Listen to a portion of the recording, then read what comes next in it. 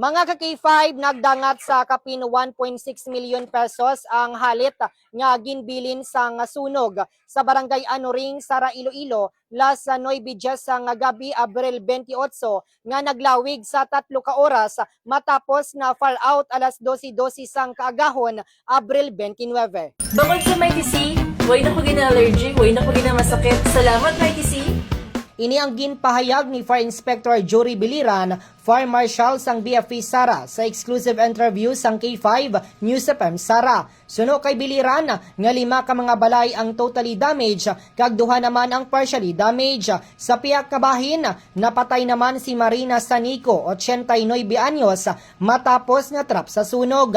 Nahibaluan nga mga panimalay ang himo tanan sa mixed materials sa diin nagsugod ang sunog sa kwarto ni Melvin Sanico, 82 anyos, matapos magsindi sang katol sa iya nga kwarto nga madasig ginkaon sang kortina, rason nga nasunog kag madasig nga naglapta ang kalayo. Gindala naman ini sa ospital bangod sa naangkon nga paso sa iya nga abaga kag likod nga portion sang iya lawas.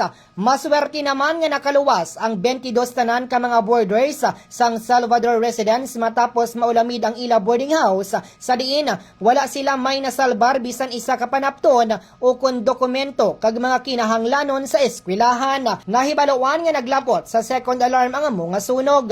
Samtang ginapreparar naman sa karon sang LGU Sara ang nagakaigo nga bulig pinansyal sa mga pamilya nga apektado sang sunog para makabangon bisan papaano. Ang sunog kagabi is alas 9 sa GIS ging tawgan kami through command post sang DRR kag may walk-in. Ano to mga after 1 minute nag-responde, way pa gani sa kami minuto nag-responde kami dayon. Pag-abot namon, apan responding dito sa isang lugar, nakita namon di pagwa, dako na yung kalayo. Base sa among interview sa kay Sir Melvin is ang katol. Ang katol lang nga pamatay, ilan mo. Ang katol, nagsindi sa katol, nahulog ang katol sa ingod sa ginatulugan niya. Balita nagikan diri sa Banwasang Sara, ini naman si K5 Reggie Plazuela de Mayo para sa kampiyon nga balita, serbisyo publiko kag kalingawan sa 5th Distrito. K5 News FM. Ang D3 Bio, himo sang extra virgin coconut oil nga gin-opdan sang vitamin D3. Sa D3 Bio, dasig ka mag-ayo.